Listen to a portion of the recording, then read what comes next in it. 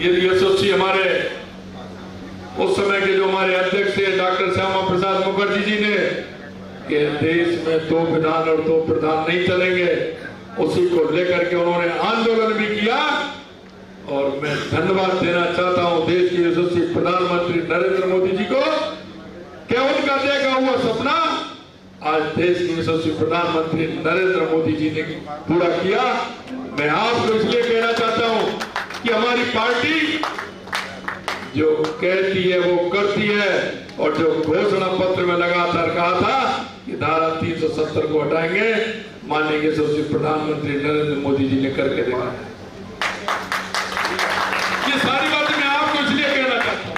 हमारे युवा साथी हैं, मैं युवा साथियों का भी आह्वान करना चाहता हूं। वक्त के थपेड़ों ने जिस तरह से आगे हमारी पार्टी बढ़ी और 75 में जिस तरह का इंदिरा गांधी जी ने इमरजेंसी देश में लागू की, और उसके बाद हमारे सभी पत्रकार बंधुओं को जेल में डाल दिया गया, राजनीतिक नेताओं को जेल में डाल दिया गया, ऐसे सामाजिक कार्यकर्ताओं को भी जेल में डाल दिया गया, और सभी राजनीतिक दल मिलकर के जनता पार्टी की स्थापना की। और उसके बाद में दोहरी नागरिकता के आधार पर, क्योंकि हमारे लोग दोहरी नागरिकता का आरोप लगाते हुए उन्होंने कहा, तो 6 अप्रैल 1980 को जनता पार्टी से निकल करके भारतीय जनता पार्टी का स्थापना की गई, और 6 अप्रैल 1980 को ही माननीय अटल बिहारी वाजपेयी जी के नेतृत्व में हमारा भारतीय जनता पार्टी का गठन हुआ। हमने भी थपेड़े झेले। हमारे माननीय यशस्वी प्रधानमंत्री पूर्व प्रधानमंत्री अटल बिहारी वाजपेयी जी कहते थे कि यह पार्टी बड़ी ऐसे ही नहीं हुई।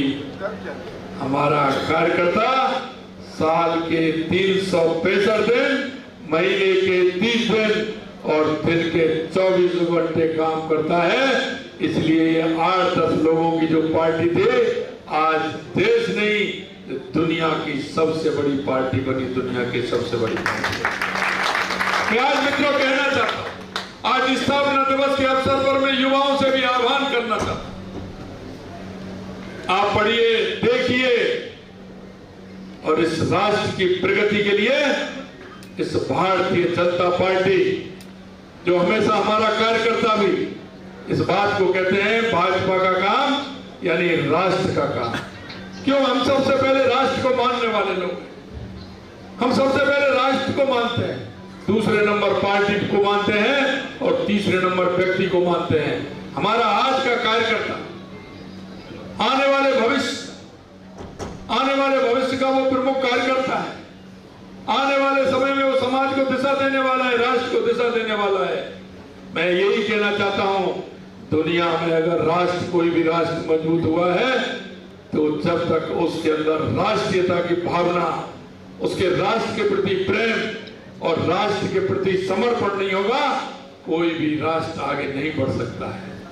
मैं इसलिए कहना चाहता हूं कि हमारे इस राष्ट्र को बढ़ाने के लिए स्वामी विवेकानंद जी ने जो कहा था 1893 में, 21वीं सदी भारत की होगी, उस नरेंद्र से लेकर के इस नरेंद्र तक आप देख रहे हो, 2014 के बाद देश के परिवर्तन भी देख रहे हो। और मैं यही कहना चाहता हूं मित्रों, 21वीं सदी भारत की होगी, 2047 तक भारत दुनिया का मुकुट बनेगा।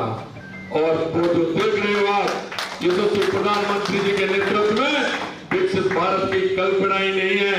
मैं आपको विश्वास दिलाना चाहता हूं, 2047 तक भारत दुनिया का सर्वश्रेष्ठ होगा, दुनिया का मुकुट होगा, और दुनिया जो देखती थी भारत की, वो नजरिया धीरे धीरे बदल रहा है, और उस नजरिया पर काम भी आप देख रहे हो जिस तरह से हो रहा है।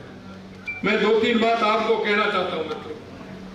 जिस तरह से हमारे पथ प्रदर्शक रहे हैं और उन्होंने इस पार्टी को आगे बढ़ाने का काम किया है, क्योंकि कुछ विचार को लेकर चलना होता है, और हमारा विचार हमारा स्वयं का विचार है, हमारी भारत माता का विचार है, जो हमारी माता भारत माता की जो इति है उस इति का विचार है। उस विचार को लेकर के चलने वाले लोग हम हैं। हम ये कह सकते हैं कि हमारे इस विचार से ही विश्व में भारत की विश्व गुरु बनने की जो स्थिति है वो हमारी विचारधारा ही लेकर के जाएगी, क्योंकि हम राष्ट्र से प्रेम करते हैं।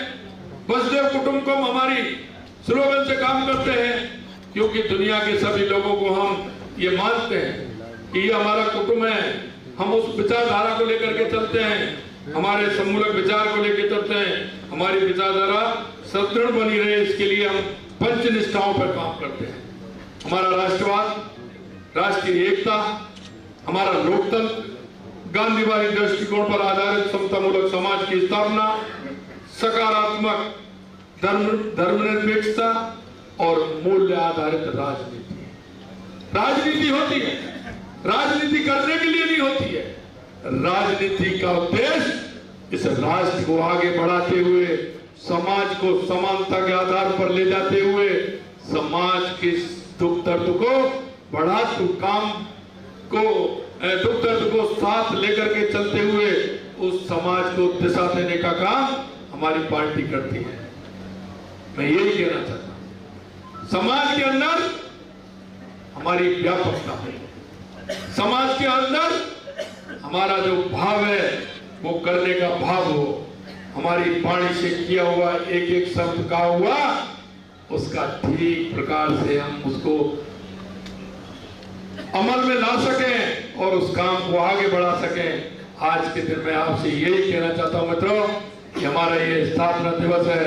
मैं उन सभी मनीषियों को भी याद करना चाहता हूं जिन्होंने स्थापना के समय में कितना बड़ा योगदान जनसंघ से लेकर के भारतीय जनता पार्टी तक जो योगदान दिया है।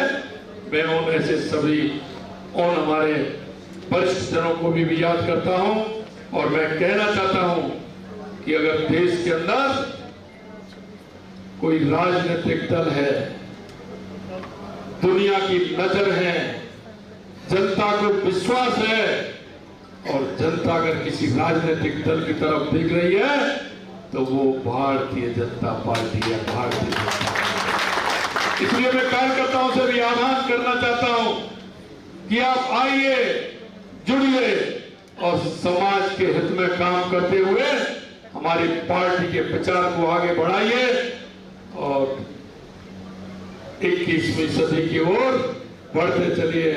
2047 तक दुनिया का सर्वश्रेष्ठ भारत बनाने का काम हमें करना है।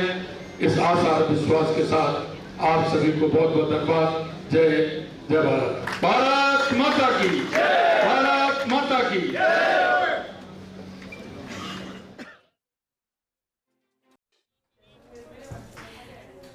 तो देखिए, बीजेपी मुख्यालय से मुख्यमंत्री भजनलाल शर्मा को आप सुन रहे थे, क्योंकि देश भर में अलग अलग जगहों पर अलग अलग प्रदेशों में इसी तरीके से पार्टी की तरफ से कार्यक्रमों का आयोजन किया जा रहा है, क्योंकि भारतीय जनता पार्टी स्थापना दिवस आज मना रही है। 44 साल की पार्टी 45वां स्थापना दिवस आज मना रही है और इसलिए कार्यकर्ता बेहद उत्साहित, जोश से लबरेज नजर आ रहे हैं। अलग अलग जगहों पर भव्य कार्यक्रमों का आयोजन किया जा रहा है। पार्टी मुख्यालय पर दिल्ली में बीजेपी के राष्ट्रीय अध्यक्ष जेपी नड्डा ने जिस तरीके से पार्टी का झंडा फहराया, कार्यकर्ताओं में जोश भरा गया और चुनावी समय में इस तरीके से पार्टी के द्वारा स्थापना दिवस मनाना जाहिर सी बात है, कार्यकर्ताओं में उत्साह के साथ साथ जोश भी लगातार बढ़ रहा है और जिसकी जरूरत भी चुनावी समय में सबसे ज्यादा होती है। शून्य से लेकर शिखर तक का ये संघर्ष पार्टी के लिए काफी यादगार रहा है और जब आज पार्टी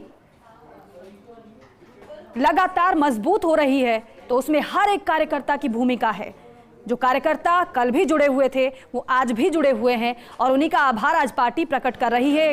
ये बीजेपी मुख्यालय की तस्वीरें आपके सामने जयपुर से, जहां पर किस तरीके से मिठाई खिलाकर एक दूसरे को बधाई दी जा रही है, शुभकामनाएं दी जा रही हैं। हर एक चेहरा आपको खिला हुआ नजर आ रहा है और उसकी वजह भी है कि हमने जो संघर्ष किया उस संघर्ष के बाद हमें सफलता मिली है और ये सफलता यूं ही नहीं मिली है। आज हमारा संगठन विश्व का सबसे मजबूत और सबसे बड़ा संगठन है, सबसे बड़ी पार्टी है। वो इसलिए क्योंकि निरंतर हमने कार्य किया है, कभी रुके नहीं हैं, कभी थके नहीं हैं, क्योंकि यही हमारा मूल मंत्र है। चुनाव हो या ना हो, हमें लगातार कार्य करते रहना है और इस बात को कार्यकर्ता बखूबी समझता है। और यही वजह है कि कार्यकर्ता जब भी आप देखेंगे तो ग्राउंड जीरो पर काम करते हुए वो नजर आएगा और उन्हीं के भरोसे ही पार्टी लगातार एक के बाद एक मुकाम हासिल करती जा रही है, जीत हासिल करती जा रही है। और यही वजह है कि इस बार का जो टारगेट है वो बहुत बड़ा टारगेट लेकर पार्टी चल रही है, जिसका जिक्र अमित शाह ने भी किया था। उन्होंने कहा था कि मैं मान रहा हूं कि इस बार जो हमने कार्य योजना बनाई है वो बहुत कठिन है,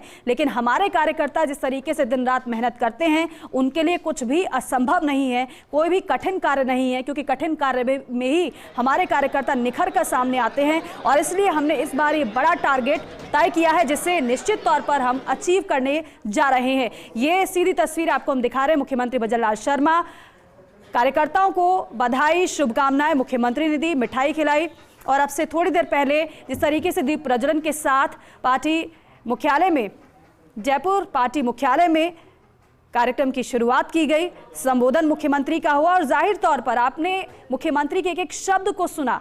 उन्होंने कार्यकर्ताओं में जोश भरने की कोशिश की।